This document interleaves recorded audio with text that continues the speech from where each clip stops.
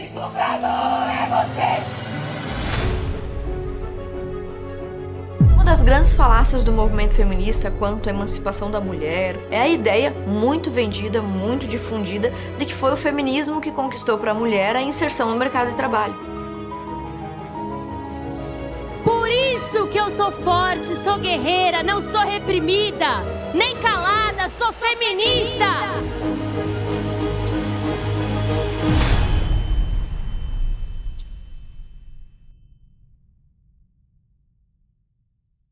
A Brasil Paralelo me parece ter uma função fundamental hoje, que é fazer um contraponto. Mostrar aquilo que não se mostra. O ponto fundamental desse documentário é mostrar outras coisas, aquelas que estão ocultas e que o movimento feminista tenta esconder. Acho que o documentário ele tem um papel importante em mostrar um lado do feminismo que muitas vezes não é conhecido. A grande função desse documentário é mostrar o todo para a pessoa, para que ela realmente escolha se aquilo faz sentido para ela ou não. Então é um documentário duplamente necessário. Necessário para atingir aqueles que ainda não sabem a face oculta do feminismo e necessário para dar voz àqueles que há alguns anos já estão tentando falar sobre essa face oculta.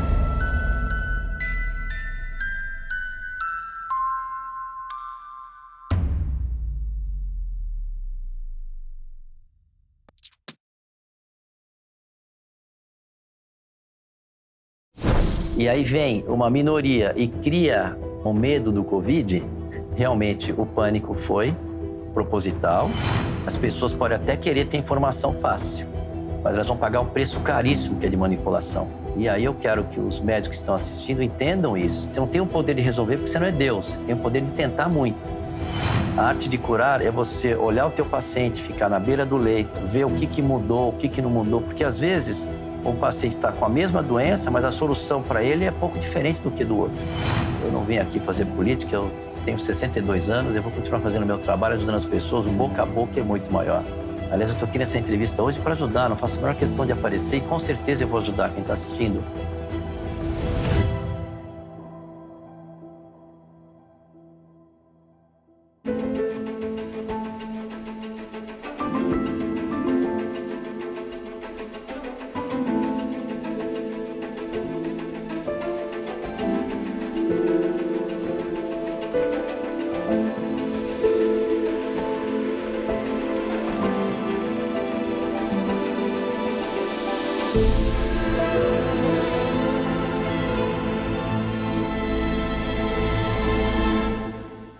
Olá, seja bem-vindo ao Contraponto.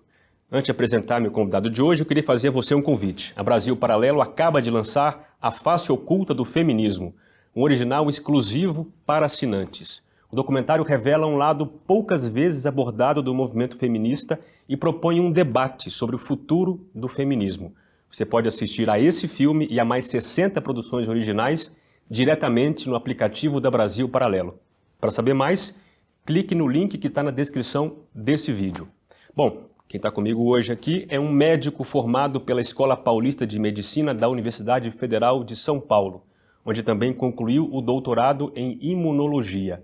Ele é clínico geral e alergista com mais de 35 anos de profissão e ficou conhecido mais recentemente por sua atuação na linha de frente do tratamento de pacientes com Covid. Porém, suas opiniões a respeito dos principais temas da pandemia nem sempre agradaram aos ouvidos de seus colegas e da imprensa. Eu sou Bruno Magalhães e recebo ele, o Dr. Roberto Zeballos, que abriu um espaço na sua concorrida agenda para bater um papo com a gente. Dr. Roberto, seja bem-vindo. Muito obrigado, admiro o trabalho de vocês, que é para trazer benefício a terceiros. E sempre que nós temos benefício a terceiros, eu acredito muito no inconsciente coletivo, as coisas fluem. Então, meus parabéns. Muito bem. Doutor, nós passamos por 2 anos de uma pandemia muito complexa. Você chega a falar que nós vivemos uma hipnose coletiva durante esse período.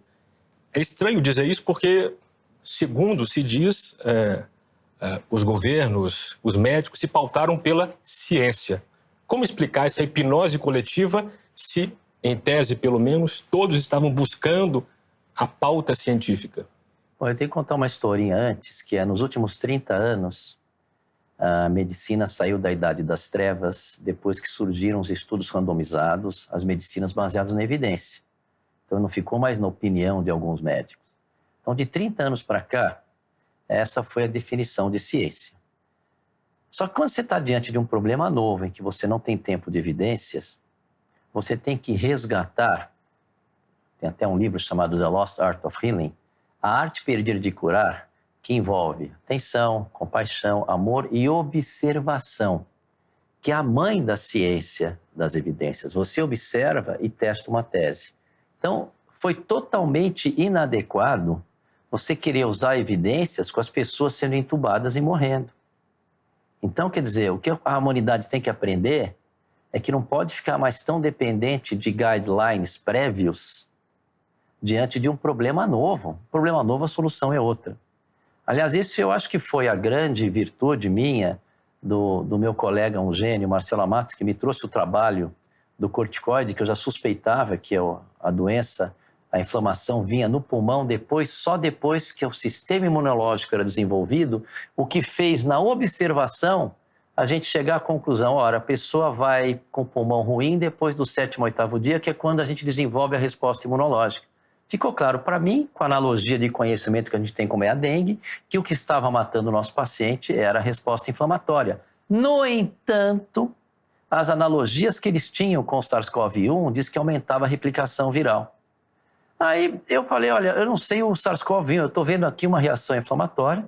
Tinha um estudo que não tinha sido publicado ainda, era o famoso preprint, ainda não tinha sido aceito, mas estava lá uma diferença, um estudo chinês.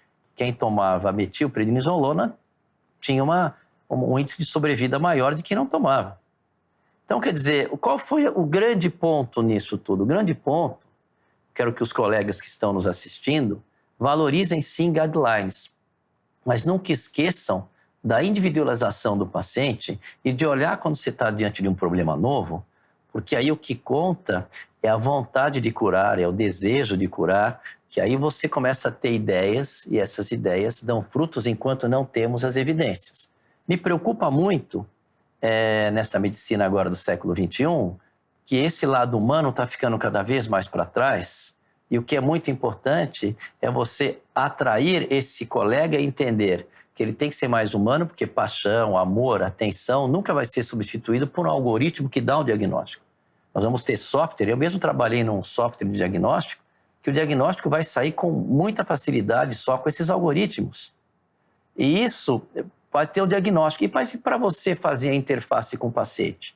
Envolve carinho, atenção, e tem outras ciências que estão aparecendo. Biologia de crença, epigenética, que também está associado à física quântica, que os físicos falam que o universo é uma grande construção mental, depende do nosso pensamento.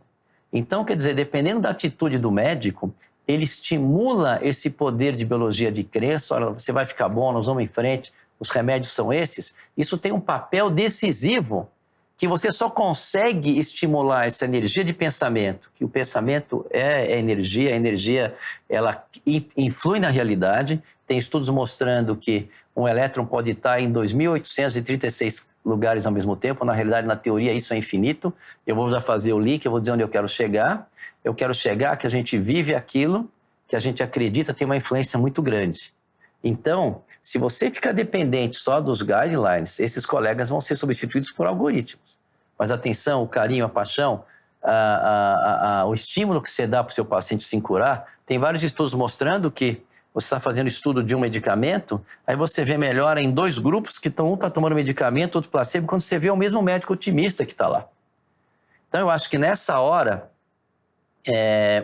eu percebi a importância que foi de eu não ter me vinculado às escolas, que eu poderia ter vinculado às escolas. Eu fiz doutorado em imunologia. Aliás, eu não sou imunologista por uma questão burocrática, precisa fazer um título, mas eu sou professor, doutor em imunologia, mestrado em imunologia e tenho o título de especialista em clínica médica. Mas isso não vale nada quando você está diante de uma situação nova. O que vale é você ter essa arte de curar. Então, o ponto que eu queria frisar aqui, que eu acho que a gente tem que aprender com isso, é que o médico precisa voltar a ser mais humano, não ignorar a medicina de evidências, mas entender que você tem que individualizar sempre. porque senão a medicina vai para um caminho que eu não vejo assim uma solução. Em contrapartida, se seguir a linha da atenção, do carinho e da vontade de resolver o problema, você resgata o que o ser humano tem de melhor, que é a capacidade de criar soluções. Então, na sua opinião, a gente viveu essa hipnose coletiva porque se perdeu essa arte de curar. O que é essa arte de curar? Qual que é a essência dela? A arte de curar é você... eu vou corrigir um pouco, não é que a gente perdeu a hipnose. A hipnose é um outro desenho que nós vamos falar que é bem interessante. A arte de curar é você olhar o teu paciente, ficar na beira do leito, ver o que mudou, o que não mudou, porque às vezes um paciente está com a mesma doença, mas a solução para ele é pouco diferente do que do outro, mostrando essa individualidade. Essa é a arte de curar, é individualizar o paciente, dar carinho, atenção e sempre acreditar, porque atrás de um desejo vem uma solução. Se você deseja muito com o coração, vem a solução. A hipnose coletiva, para mim ficou muito claro, porque você vê pessoas, por exemplo, um passaporte sanitário, que foi a decisão de uma minoria, e você vê um passaporte que é um passaporte de disseminação. Isso é óbvio, todo mundo vê, mas as pessoas ignoram. O que explica isso? Aí tem aquele psicólogo, Matthias Desmet, ele prefere falar, não é bem psicose em massa, ele fala movimentação em massa, onde isso ocorre diante de algumas circunstâncias. Quando 65% de uma população está se sentindo isolada, e aí vem uma minoria e cria, vamos dizer, no caso foi um problema, um medo do Covid, você atrai essas pessoas porque elas se sentem conectadas, elas não se sentem mais isoladas. Supre uma necessidade psicológica. E aí eles não abrem mão dessa conexão com um grupo de pessoas por nada. Então eles não querem saber mais nada, eles não querem pensar mais nada. Por isso que um dos meus lemas é vamos voltar a pensar. Então o que acontece? Aí criou-se então a hipnose coletiva. E nessa situação não adianta você bater de frente. Por isso que numa entrevista que eu dei lá para o Augusto Nunes, no final da entrevista eu falei, eu quero que todos se conectem com outro movimento, que seria o movimento de criar liberdade. Porque esse movimento, a gente cria, olha, você cria um terror da ditadura, de um totalitarismo, criando um movimento que prega a liberdade. Por isso que eu falei no final, quero que todos se conectem pela nossa liberdade, porque ficou muito claro para mim, depois dos 6 meses, que o que estava em jogo é algo muito maior do que só a saúde das pessoas. A gente começa a entender que tem alguma coisa estranha acontecendo.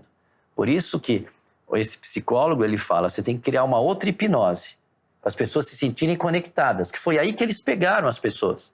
Eu não sei quem são eles, mas essa minoria. Porque eu muito cedo percebi, sabe como é que eu entrei? Eu tinha só o meu Instagram para brincar com meus amigos. Eu entrei quando eu vi que estava havendo um monte de informações lá atrás, em março, abril de 2020, em fevereiro que vinham, gerando pânico. Eu falei, calma, não é bem assim. Aí eu comecei a falar e vi que as pessoas começaram a seguir. Meu Instagram era fechado. Aí eu comecei a abrir o Instagram. Aí eu comecei a perceber, depois de um tempo, que a geração de pânico era proposital.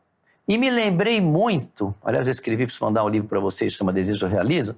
Eu escrevi, me lembrou muito em 2009, e aí já começamos a tentar imaginar, isso é especulação, não sei se é verdade ou não, mas em 2009 eu vi a primeira vez um movimento mundial de geração de pânico com a gripe suína.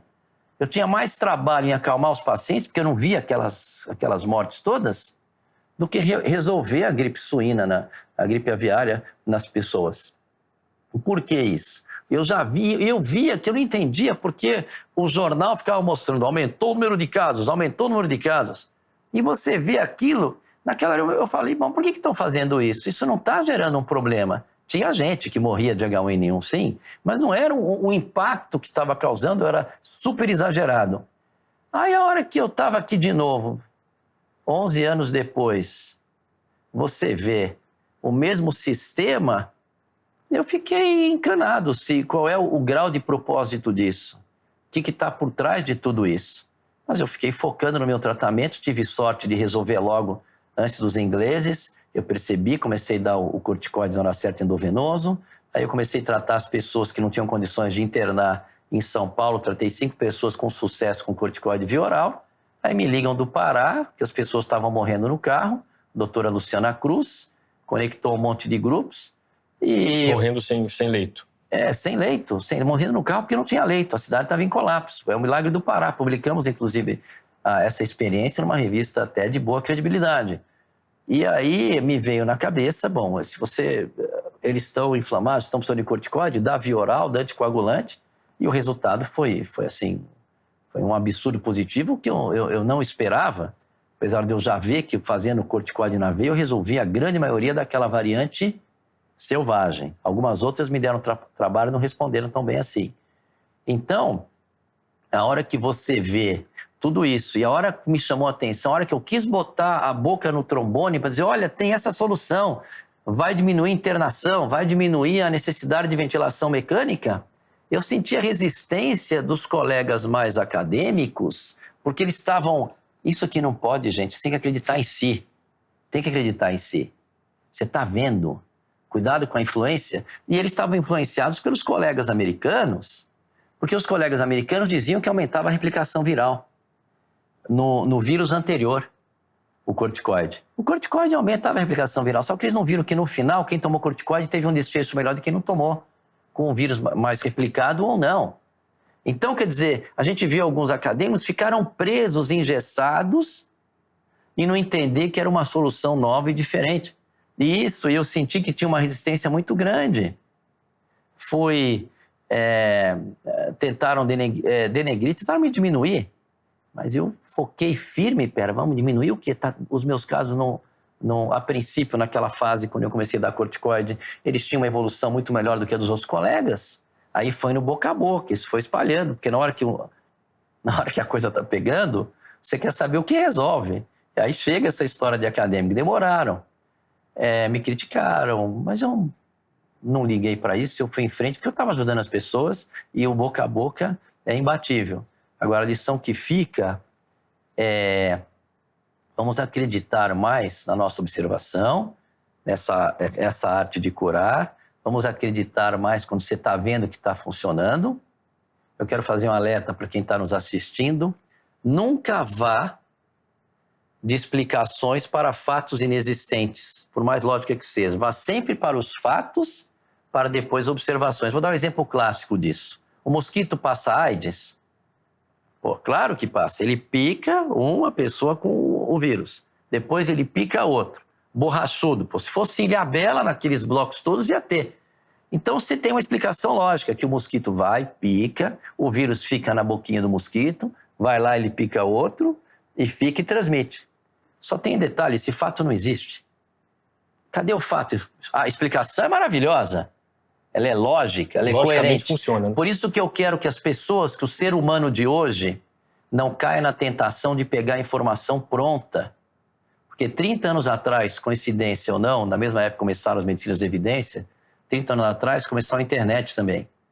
E tinha um cientista falando no Senado americano, dizendo que ele estava preocupado com a internet, porque ia ser uma ferramenta útil, mas estava preocupado com os estudantes, porque ia inibir o raciocínio.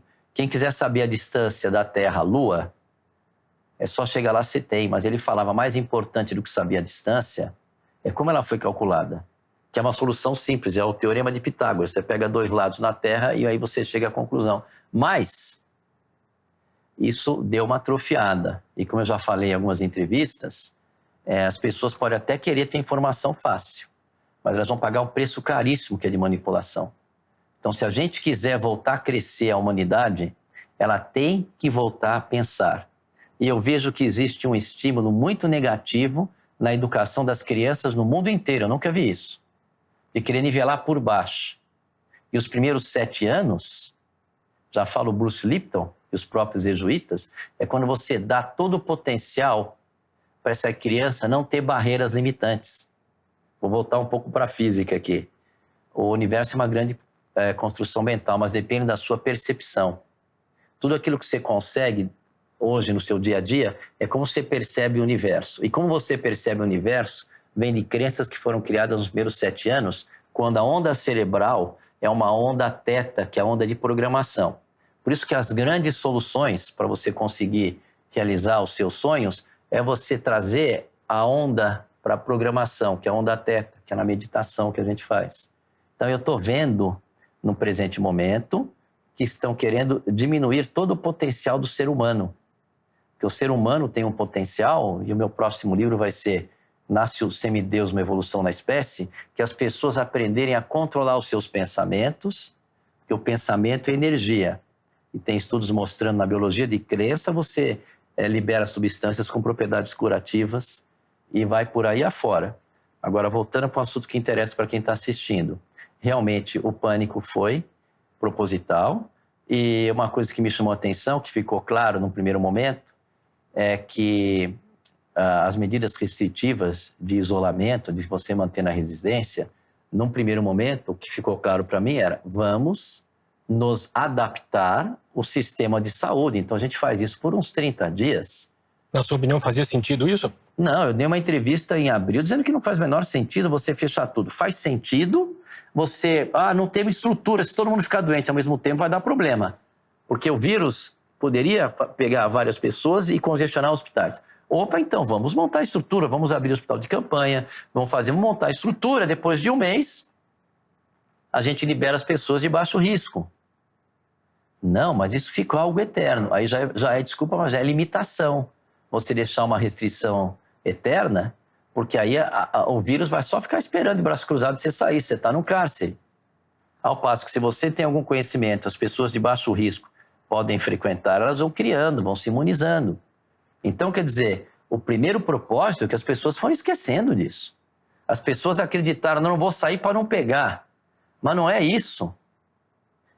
O propósito era dar o que eles falam, uma achatada na curva, para você ter estrutura hospitalar para absorver essas pessoas.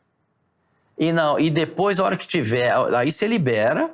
Evidentemente, tomar cuidado com as pessoas de alto risco, serem os idosos. Era difícil, mas você libera. Foi o que eu deixei bem. Aí depois foram mudando. Não, mas não é bem assim. Vão manter mais porque os números estão terríveis. Peraí, mas você não estruturou? Não conseguiu 2 meses para estruturar? Precisa de 1 ano para estruturar? Que isso? Aí você já começa a perceber que os objetivos não foram para ajudar as pessoas. Alguns foram os objetivos próprios e talvez tenha um projeto de poder atrás disso tudo, porque isso é mundial. Como é que um cara que nem eu, com 35 anos de formado, tem o título de doutorado, o título de mestrado, sou sócio fundador da Sociedade Brasileira de Clínica Médica, tenho título de especialidade em clínica médica, isso não quer dizer nada. Eu tenho 35 anos de formado dedicado aos meus pacientes.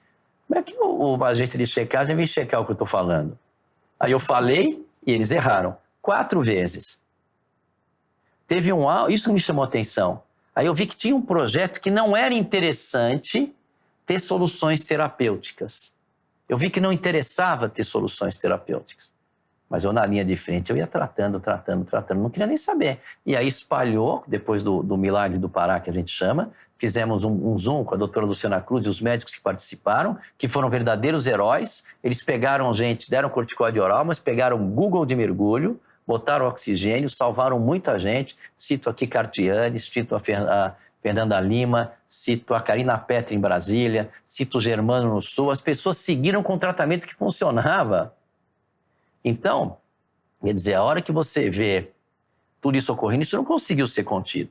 Muito das mortes foram evitadas porque esses tratamentos, essas abordagens, e aprendia muito com eles, não era só eu que ditava. Eu tive a ideia do corticoide via oral, que transformou um tratamento em casa, que isso dá uma série de solução. E até hoje, ninguém fala disso, está publicado, é referência à Organização Mundial de Saúde. Então, eles focaram muito, muito na vacina. Então, tinha um interesse muito grande de focar na vacina. Porque se nós vivêssemos na Disneylândia, o correto seria, não tivesse interesses, não tivesse objetivos maiores, o correto seria, como é que nós vamos fazer para a linha de frente? Um tratamento inicial, vamos botar uma turma. Quem é? Liberdade do médico. Qual é o critério? Não malefício. O médico tem liberdade de tratar? Tem. Aí, era assim. Tanto faz se era cloroquina, se era ivermectina, se era o corticoide inalante, não interessa. Ele teria. Paciente internado, o que nós aprendemos? Bom, os pacientes internados seria uma outra frente. Qual é? Não pode esperar muito para mudar o antibiótico. Você tem que agir mais rápido, diferente dos guidelines que existem hoje. E depois a prevenção com vacinas. Num primeiro momento, para a variante selvagem, a vacina protegia 95%. Eu achei aquilo fantástico, mesmo sem saber os riscos. Mas eu, logo de cara, já falei, olha, para paciente menos de 60 anos, entre 59 e 30, tem que ser uma decisão pessoal, porque a gente não sabe as consequências. Menos de 30, eu não posso dar vacina, porque eu estou vendo que os nossos resultados de tratamento funcionam. Acima de 60, você dá. Você não se vacinou, né? Qual foi o risco que você calculou? Como é que foi esse cálculo que você fez? Imunologia básica. Se você olhar hoje, o Antônio Fauci tem um vídeo recente que ele falou lá atrás. Não, ele dá entrevista falando, se essa pessoa pegou influenza por 14 dias, ela tem a menor imunidade que existe. É uma aula de medicina, a melhor imunidade que existe. Porque é que você desenvolve toda uma resposta coletiva. Então, eu sabia que eu estava imune, porque eu conheço imunologia básica e falei que dificilmente. E aí você observa também.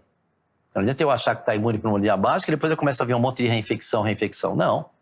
As reinfecções da primeira para a segunda variante foram mínimas. Quer dizer, você contraiu a Covid e já se entendeu imunizado. Já me entendi imunizado e já me entendi, não, estava imunizado. Sim, claro. Porque isso é imunologia. E também a gente via que não tinha reinfecção. A lá da amazonense, que foi a variante Gama, P1, essa era muito agressiva mesmo. Tive que abrir mão de uma outra ideia que eu tive, de um trabalho que a gente vai publicar, que eu dei um remedinho antivasculite, ajudou muito essas pessoas. Quem está nos assistindo sabe disso. E aí o que acontece?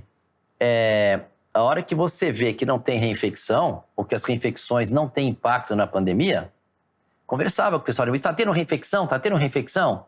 Na segunda variante. Não estamos tendo. Falei, faz sentido, porque a gente elabora uma resposta muito mais efetiva.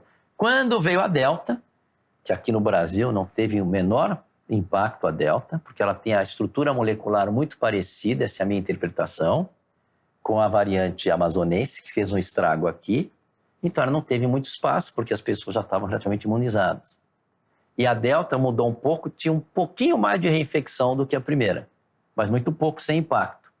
Por que isso? Porque ela já mudou um pouco mais, então pode escapar de uma imunidade natural, que hoje é fato isso, é a mais forte, mais duradoura e mais eficiente. Eles querem dizer ainda que a imunidade híbrida, a vacina imunidade natural, tem o mesmo comportamento, tem um comportamento melhor? Não é verdade. Você olha, a imunidade natural tem muito mais segurança do que quem tomou a vacina e teve a doença. Doutor, vamos falar sobre vacina, inclusive sobre vacina de crianças, mas eu queria dar um contorno e voltar a esse assunto da Covid, mas saber como é que você chegou até a medicina. Qual foi o seu caminho até a medicina? Tá. Então é o seguinte, eu quando tinha 7 anos de idade, eu gostava da Jovem Guarda e eu falei que eu queria ser cantor, que nem o Roberto Carlos. E naquela época era muito clássico. Meu pai era um engenheiro bem-sucedido, era um CEO da ITT, aquela empresa nem era sua, ele chamava superintendente da ITT nos anos 70. Você nasceu no Rio de Janeiro, morou no Rio? Eu nasci em São Paulo, fui com 6 anos para o Rio. E aí ele falou, não, você tem que ser médico, engenheiro ou advogado. Eu falei, médico eu acho legal, então eu quis ser médico. Aí eu botei na cabeça que eu queria ser médico. E aí fui indo, aí fui na minha trajetória. Aí eu percebi com o tempo, eu não sei se a gente é guiado ou não, fica no ar isso, não sei, mas eu gosto muito das pessoas. Eu gosto de conversar com as pessoas, eu gosto de entender as pessoas. E quando você entende as pessoas, você faz muito diagnóstico. Às vezes eu fico conversando na minha consulta, uma hora eu dou risada, mas eu já vejo o perfil e aí já me ajuda. Aí eu vou nesses livros online, vejo a minha hipótese diagnóstica, vejo o diagnóstico diferencial, que é, se não for o que eu estou pensando, o que poderia ser. Isso ajuda muito. E aí começa a fazer diagnóstico, começa a acertar, começa a passar alegria. E aí eu fui crescendo, assim, naturalmente. Entrei só no 4º vestibular, não entrei logo no primeiro. No 3º eu já tinha entrado, mas eu não quis. Olha como eu era mimado, eu não quis porque ia ser na Faculdade de Santo Amaro, eu gostava de fazer meu esportezinho no clube, então eu sempre respeitei uma vida com qualidade. Eu acho que as pessoas têm que fazer aquilo que gostam e nunca desistir dos seus sonhos, tem que acreditar sempre. Então foi por isso que eu virei médico e aí fui para os Estados Unidos, fui num lugar maravilhoso que chama a Scripps Clinic, em La Jolla. Hoje já não é mais tão bom, mas na época era maravilhoso. Eu conheci o presidente de lá. Tem um episódio interessante que uma vez o Roberto Marinho, ele foi se tratar lá, ele só falava francês, era um homem culto, tudo, mas não falava inglês, falava francês. Aí o presidente da clínica me chamou, que era meu amigo, conheci ele aqui, falou, tem um big shot aí, Marinho, o homem não fala inglês, você pode ajudar a gente? Aí já saiu um boato que eu estava tratando o Roberto Marinho aqui, que eu tenho sempre, quem tem amigos, os caras já exageram, né? Não, eu estava lá orientando, dando intérprete. E aí, uma situação que me chamou a atenção, que a gente sempre tem que manter a humildade, mas eu fui dar um apoio quando ele estava na UTI depois da cirurgia. E eu vi que ele estava, estava perdido ali, porque está num lugar, não fala a língua, tinha enfermeira. Eu conversei com ele e lá me deu a sensação da importância que é você ser o médico nessa hora. Porque eu estava diante de uma pessoa brilhante, pessoa mais poderosa do Brasil na época, que isso foi em 92. E ele estava numa situação que eu falei, não, foi tudo bem, se acalma, se tranquiliza, isso aqui é normal você ter isso. E aí ele, muito inteligente, depois que eu fui falar com ele, o presidente da clínica veio me falar que estava tudo bem e que queria que fosse junto comigo que eu desse a notícia. Ele perguntou de onde eu era, eu falei, sou de São Paulo. Ele falou, conheço muito lá o Paulo Maluf, muito amigo meu, falou o Marinho. Eu falei, mas lá todo mundo é teu amigo, né, chefe? Foi um dos episódios mais engraçados. Mas me marcou o poder que o médico tem, numa última instância, na responsabilidade. E aí eu quero que os médicos que estão assistindo entendam isso. A responsabilidade que é você, numa saúde, você tem um poder muito grande. Você não tem o poder de resolver porque você não é Deus. Você tem o poder de tentar muito. Mas é uma coisa muito relevante. Eu fiquei muito orgulhoso, conheci muitas pessoas, aí cheguei aqui no Brasil, já tinha uma clientela, aí fui indo. E, sei lá, fui me dando bem, mas sempre atrás da minha felicidade, sempre fazendo com gosto as coisas. Bom, antes da pandemia você já era um médico conhecido, renomado, mas ainda não era famoso. Ou seja, era honrado, mas não tinha fama ainda. A fama veio com a pandemia, sem dúvida. O que a fama mudou na sua vida? Olha, foi muito triste porque eu vi que existe, porque eu sempre vi num mundo em que eu sempre ajudava as pessoas e nunca ninguém fazia mal. Maus sentimentos em relação a você. Aí o que eu percebi, a inveja que você causa, que você não sabe as pessoas que você jamais esperaria, com inveja, com ego, a maldade das pessoas. Quer dizer, eu estou aqui para ajudar. Aliás, eu estou aqui nessa entrevista hoje para ajudar, não faço a menor questão de aparecer e com certeza eu vou ajudar quem está assistindo. Mas a maldade das pessoas. Mas eu acredito porque as pessoas que têm a mesma vibração, a mesma frequência, elas acabam se unindo. E eu acho que a grande maioria é essa. E eu acho que vocês aqui do Brasil Paralelo têm um trabalho imenso em conscientizar as pessoas para prevenir esse controle totalitário. As pessoas são muito más, mas também você tira um lado positivo, que você vê como as pessoas tem pessoas boas em que você pode acreditar, e é essa que eu vou lutar, essas ideias de sempre transparecer ou defender o que são os valores para os meus filhos, para as pessoas à minha volta, os valores do respeito humano, porque nós somos todos, isso mais pelo princípio de física, de biologia, nós somos todos interligados, todos. Por isso, quando você tem um sonho que você traz benefício a terceiros, parece que milagres acontecem. E quando você faz mal para alguém, você está fazendo mal na tua essência. Porque ele é você e você é ele, na essência, o ser humano. Tem um estudo nos macacos no Japão, numa tribo, numa ilha, não é tribo que se fala de macacos, depois precisa ver o que é, não sei se é bando, mas um aprendeu a tirar o coco da areia, eles comiam cocos, lavou no mar. Aí os outros que viram aprenderam também. Mas o que é mais curioso é que os macacos da mesma espécie da outra ilha também aprenderam sem ter uma conexão de olhar, uma conexão física. Tem as pesquisas do Rupert Sheldrake sobre isso, com ratos também, que indicam nesse sentido. Um rato que aprende a sair de um labirinto, um outro rato em outro labirinto, com o mesmo formato, acaba achando o caminho facilmente. Exatamente. Então, isso que eu quero que as pessoas entendam. Estão todos interligados. Então, a gente pode estimular isso. Eu acredito, existe uma tensão de duas correntes aí, não está fácil a briga no mundo inteiro, a gente sente isso, mas eu acredito que filme de Marvel, que agora nem é mais a mesma coisa o Marvel, mas os filmes de antigamente, que o bem vai ganhar. Mas você não tem que ficar preocupado com isso, você tem que continuar fazendo o teu trabalho, com amor, com carinho, com atenção, defender os valores que você acredita, eu gosto muito da minha família, e continuar espalhando essas ideias. E vocês têm um peso muito maior do que eu agora nessa fase, a pandemia está acabando. Por falar em críticas que você sofreu e coisas que disseram sobre você na pandemia, diziam que você fazia parte de um conselho científico independente de assessoramento do ex-ministro da Saúde, Eduardo Pazuello, junto com os médicos Nisi Yamaguchi, o falecido Antônio Wong e o Dante Serra. Isso é verdade ou fake news? Foi o seguinte, um dia eu recebo um telefonema do Carlos Wizard e ele me fala, quem me indicou? Uma dermatologista, você está fazendo um trabalho excepcional na Covid, eu quero que você faça parte de um conselho, porque ele estava assessorando o Pazuello.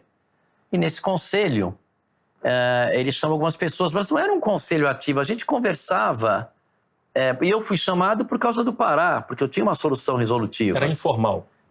Não era algo assim que ninguém falava com o presidente da República, nada disso.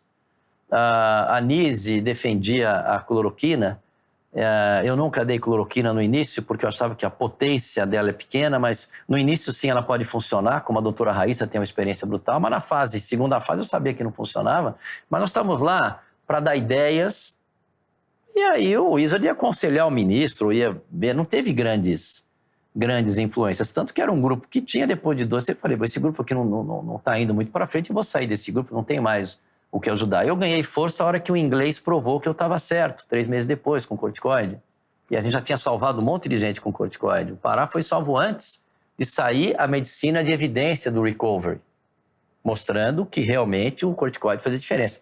A gente já sabia, porque quando é tão óbvio, você não precisa de tantas evidências. Quando é meio duvidoso, você precisa de um P maior que 0,05, a probabilidade de você não estar, daquilo não ser obra do acaso. Isso é estatística. Mas não aconteceu isso. Aí eu fui para Brasília, outro dia eu brinquei, me chamou, o Wizard me pagou meu ticket para ir para Brasília, para conversar lá, falar com o Pazuello. Ele queria que o Pazuello me conhecesse, ele gostou muito de mim, criamos uma admiração mútua. E aí eu vi que não ia resolver. Que é difícil executar, é difícil você chegar lá e botar uma ideia assim. Aí, então, eu brinquei, que é não resolver um problema e ir para Brasília. E qual era a sua ideia naquela ocasião? A minha ideia era criar uma situação, já esse tratamento ambulatorial, que a gente já estava fazendo com sucesso, e passar como é que a gente resolve um colapso quando não tem hospital. Essa era a minha ideia, isso que eu queria que aplicasse. O caso Milagre do Pará no Brasil. E nesse meio tempo, um monte de milagre estava acontecendo no Brasil inteiro, porque espalhou para Manaus, espalhou para o Rio Grande do Norte, com a grande Roberta Lacerda, espalhou no Sul, com o Roberto Becker, com o Germano no Paraná.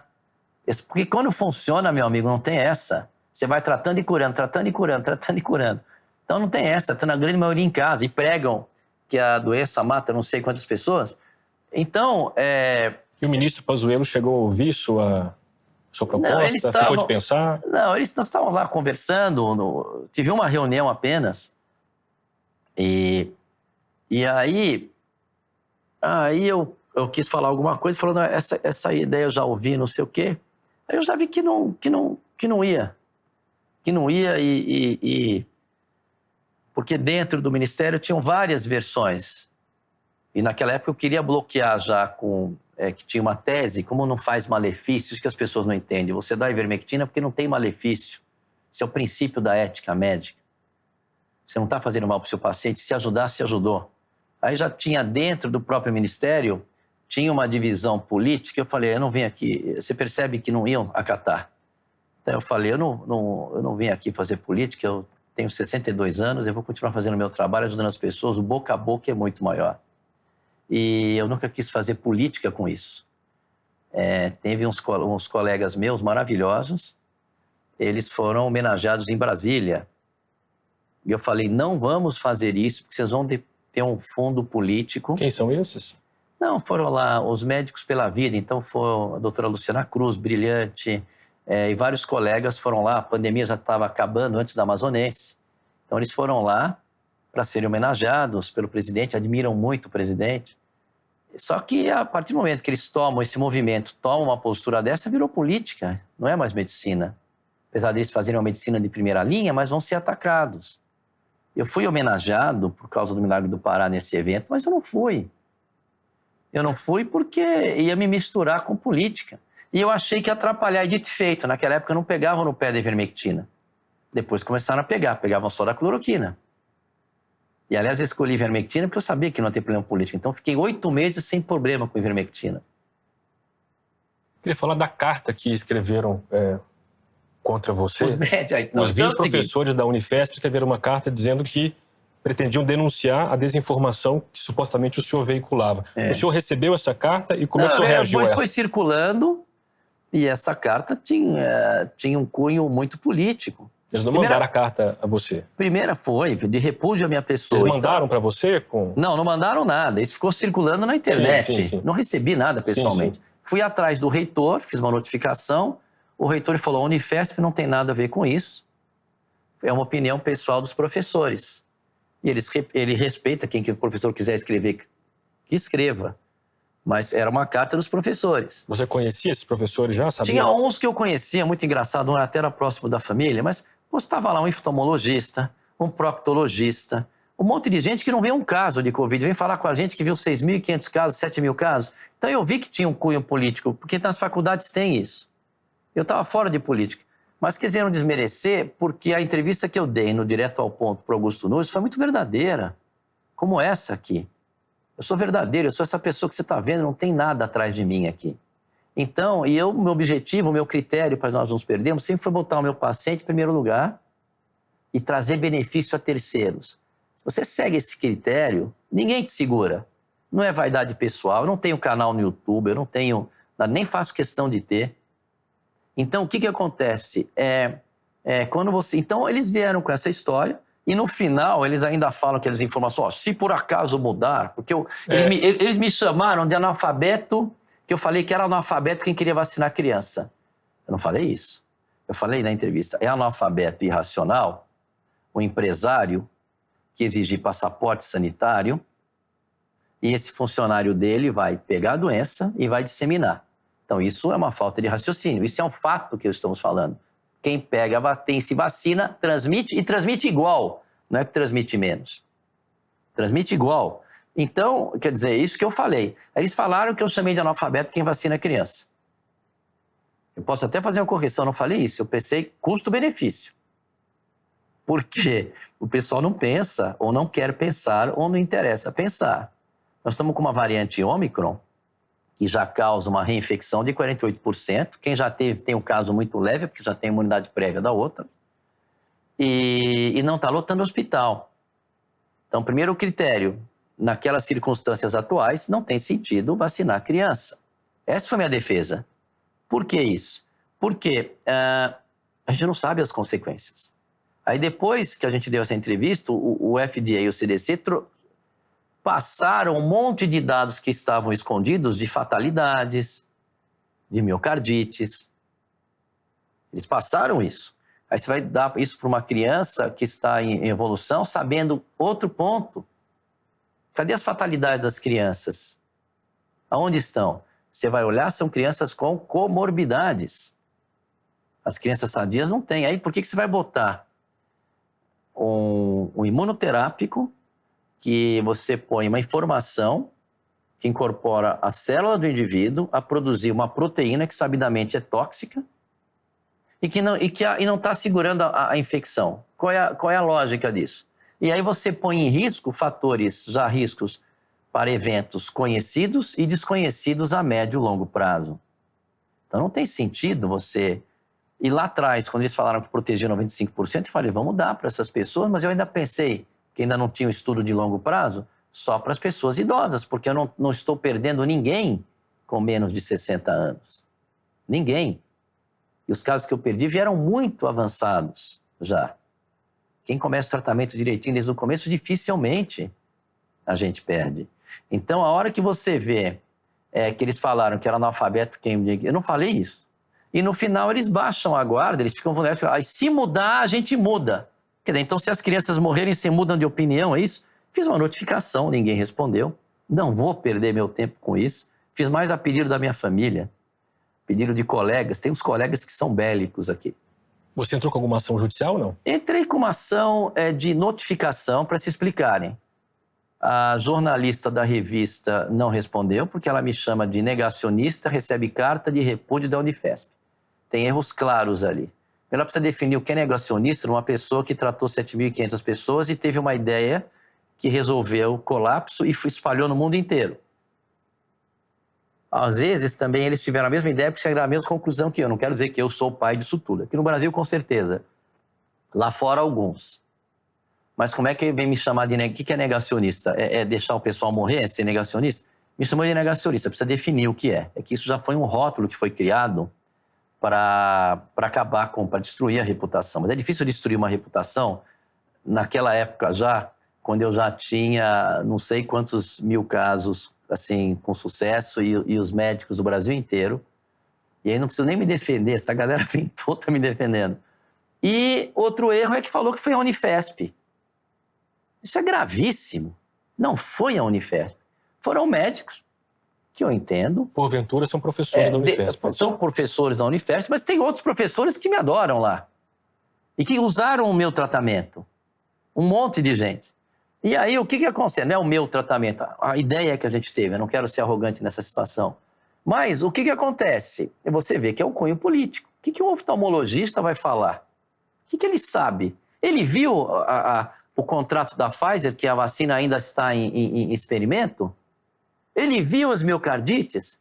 E depois que eles publicaram essa carta, ele viu depois que abriu o CDC, o FDA, as complicações? Como é que fica? Cadê o pessoal tirando fotografia de vacinar crianças? Os caras já estão espertos.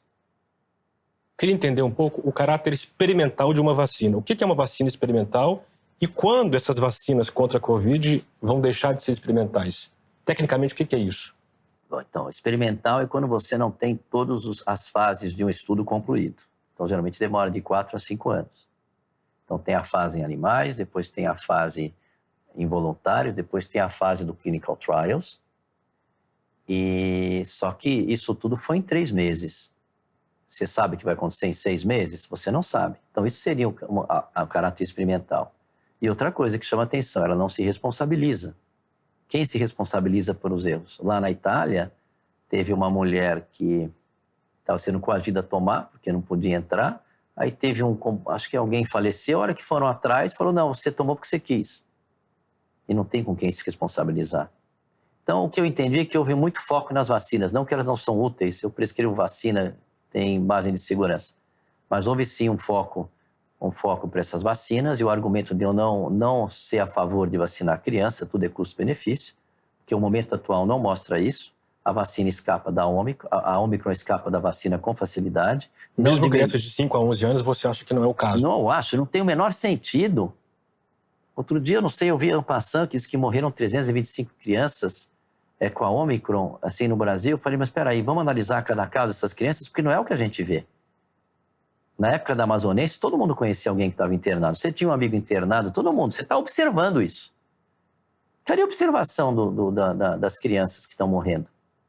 Onde está? Onde é que você está vendo isso? É que nem a picada do borrachudo passa AIDS. Cadê? Você está entendendo? Então, eu vou muito na observação, depois por os fatos. Então, esses professores, eu acho que aproveitaram por um cunho político. Eu não fui político. Agora, várias das minhas ideias coincidem com ideias que não interessam para essa turma. Mas não são minhas, são observação e conclusão de quem tem experiência e está tratando. Chega a ser ridículo. A indústria farmacêutica, as Big Pharma, elas mais auxiliam ou mais atrapalham na evolução da medicina? Isso é a resposta aí às duas. Elas auxiliam e atrapalham. Então, por exemplo, depende das circunstâncias. Com as medicinas de evidências, elas ajudaram muito. Tem medicamentos que eu uso que foi graças às pesquisas com a indústria farmacêutica. Então, e a medicina de evidência. A medicina saiu da idade das trevas com os trabalhos, com os estudos de evidência. Agora, ela atrapalha, eu nunca vi atrapalhar tanto, quando começa a não publicar trabalhos de medicamentos que são baratos e ser úteis, porque podem atrapalhar um objetivo maior. Então, quer dizer, nessa situação com um problema novo, os médicos que estavam na linha de frente teriam que ser mais ouvidos. E eu sinto que os médicos, tem muita gente com conflito de interesse que é contrário. Como é que eu sou obrigado a ouvir uma pessoa estimulando a vacina em criança, sabendo esses fatos, que a gente tem um estudo só de 3 meses, sabendo que não vai proteger contra a Ômicron, sabendo que a criança vai continuar estimulando e ela corre o risco de ter complicação da vacina? Como é que um camarada desse, ele nega esses fatos? Ele nega esses fatos? E ainda achar que vai proteger? Então a gente vai ver, tem muito conflito de interesse. Falei no Ministério. Falei, olha, vocês estão falando de um Brasil que eu não estou vendo. Que eles falando lá, até fica constrangedor eu ver um colega falar que a vacina protege 95%. Ele tem que inventar 95% de uma variante que não existe mais. Porque essa variante agora, as crianças com 5 anos a 11 protegeu 6%. Os adolescentes, 20%. Uma vacina para ser eficaz tem que ser mais de 50% para ser aceita. Mudou o parâmetro?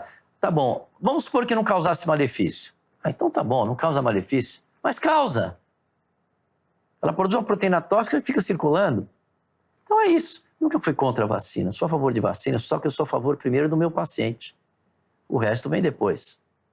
A gente vê claramente que você é um médico que não parou e não para de estudar, né? Essa é a grande impressão que a gente tem falando com você e vendo suas entrevistas. A pergunta é, qual que é o futuro da medicina e qual que é a medicina do futuro? Nossa, isso é muito filosófico que eu vou falar. Primeiro, eu sou um privilegiado porque eu recebo as informações mastigadas dos colegas do Brasil inteiro. Resume, eu sou muito grato ao Caio Salvino, que ele resume os estudos para mim, ele que dá credibilidade para os estudos. Então a gente acaba estudando muito. Quando eu estou fazendo uma consulta de uma doença nova no consultório, eu estudo. Mas a medicina do século XXI, a medicina, se assim o quiserem, ela vai ficar muito no algoritmo diagnóstico. As cirurgias robóticas vão prevalecer. E a medicina do século XXI, baseado no que eu acredito, na percepção, na biologia de crença, com Bruce Lipton, que a gente vê que as pessoas têm uma... Por que, por exemplo, você tem o câncer de mama? Na Angelina Jolie, por exemplo. A Angelina Jolie, ela operou, mas 50% não tem. Qual a conclusão que você chega? Esse gene não é 100% determinante para gerar câncer. Por quê? Porque o cérebro da célula hoje não é o núcleo, é a membrana que recebe os sinais. Então, por isso que as tristezas... O Zateni falava, o que mata não é o colesterol, é a raiva, é a mágoa. Então, o que eu quero dizer, a medicina do século XXI vai tomar consciência que os pensamentos são muito importantes. Por isso que a disciplina de cardiologia, de oncologia, estão cada vez mais valorizando os hábitos. Então, fala hábito de nutrição, hábito de você fazer atividade física, só que algo é maior do que isso. Se você está se cuidando, está fazendo atividade física, está se alimentando, você está com pensamentos positivos em relação à sua saúde. E pela física, pensamento é energia. E pela biologia de crença, tem o eixo neuroimunoendócrino, que determina substâncias que vão agir na membrana. Então, você vive aquilo que você percebe. Então, eu acredito que os grandes médicos do futuro vão ser aqueles que vão mudar a percepção do indivíduo. Isso que vai ser, para estimular ele a ter vida. Depois que o leite derramou, não. Aí nós temos várias soluções. Tem tratamento para câncer, tem tratamento para desentupir artéria, tem tudo isso. Mas a medicina do século XXI, o ser humano na execução de tratamento vai ser cada vez mais substituído. Na execução de diagnóstico, vai ser cada vez mais substituído. Que nem aquele xadrista, o russo Spark, que sempre ganhava do computador, um dia ele perdeu. Então isso vai acontecer. Agora eu repito aqui, o amor, o carinho, a atenção, da fé que ele vai ficar curado, isso é uma coisa que vai ser cada vez mais valorizada. Técnicas de você meditar, de você trazer para o molde de programação com onda teta vão ficar cada vez mais fortes. Isso que eu estou falando é a minha impressão pessoal depois que eu vejo o sistema neuroimunoendócrino. Eu dei uma palestra que chama Ciência e Espiritualidade, Medicina do século XXI, Ciência e Espiritualidade finalmente juntas. Então, você pega, o Buda fala, nós somos o que pensamos, tudo o que pensamos é aquilo que vivemos, com nossos pensamentos transformamos o mundo. Jesus Cristo falava, você precisa crer, senão você não vai ver.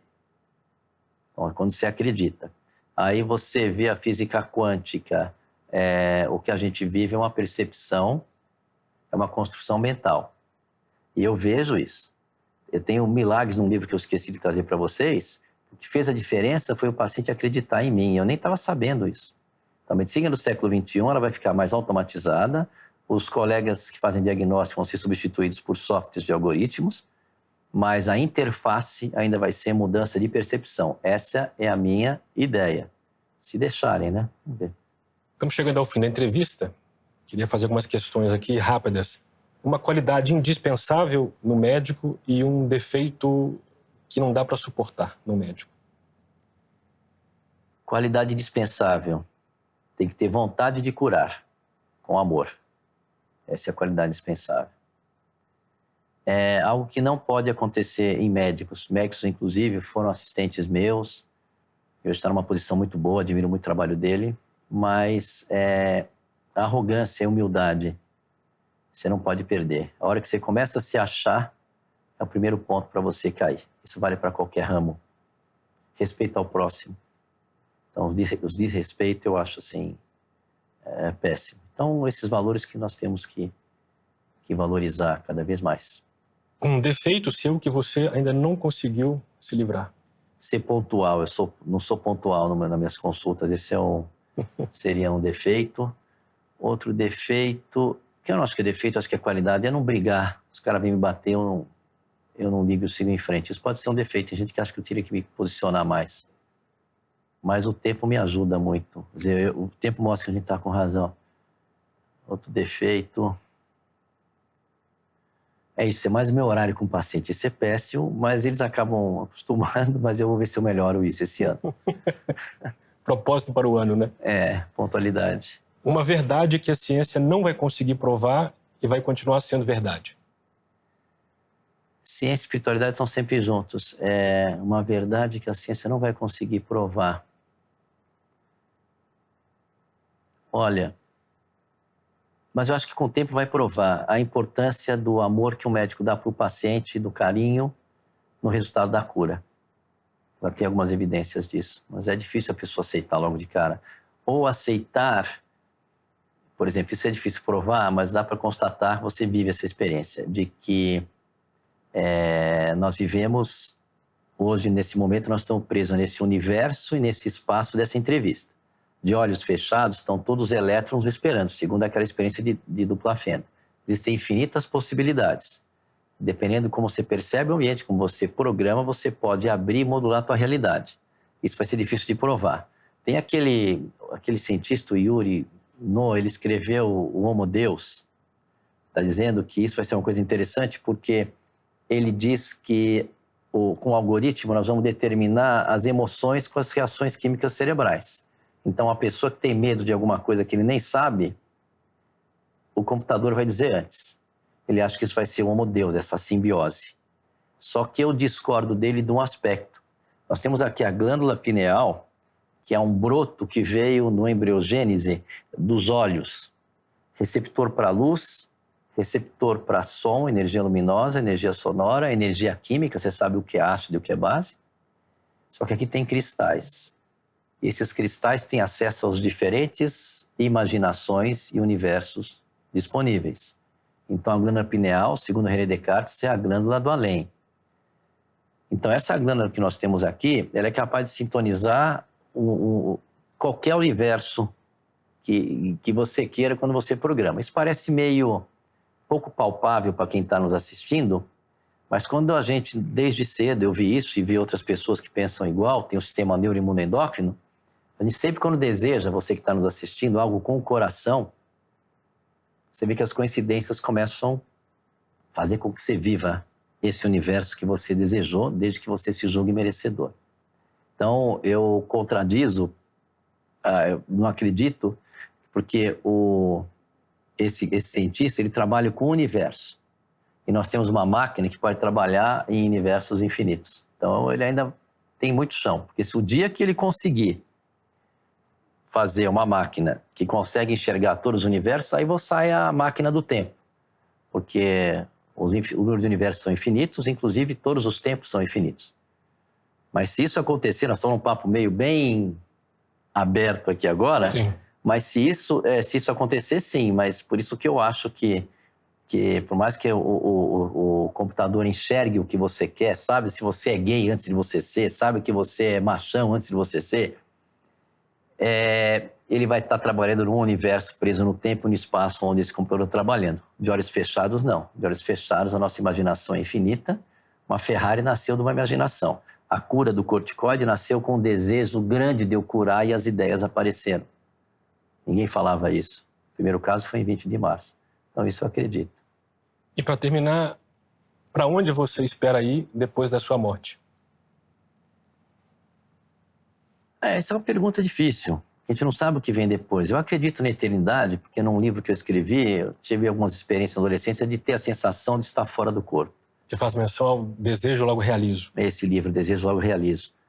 E eu senti a presença da vida eterna, que você não precisa do corpo para existir. Então eu quero, sei lá, ir para um outro universo paralelo para ter uma vida tão maravilhosa quanto eu tenho hoje, uma outra experiência. Porque o objetivo aqui é nós nos tornarmos seres humanos melhores. E para nos tornarmos seres humanos melhores, a gente tem que todo dia trabalhar, agradecer, perdoar e entender o porquê que nós temos raiva deste ou daquele. É isso. Doutor, um abraço. Imagina. Uma satisfação falar. A satisfação Com foi você. minha. Muito obrigado, viu? Boa sorte. E a você que chegou até aqui, meu muito obrigado. E queria lembrar você que a Brasil Paralelo acaba de lançar A Face Oculta do Feminismo, que é um original exclusivo para assinantes. Como eu disse, o documentário revela um lado poucas vezes abordado desse movimento feminista e propõe um debate sobre o futuro desse movimento.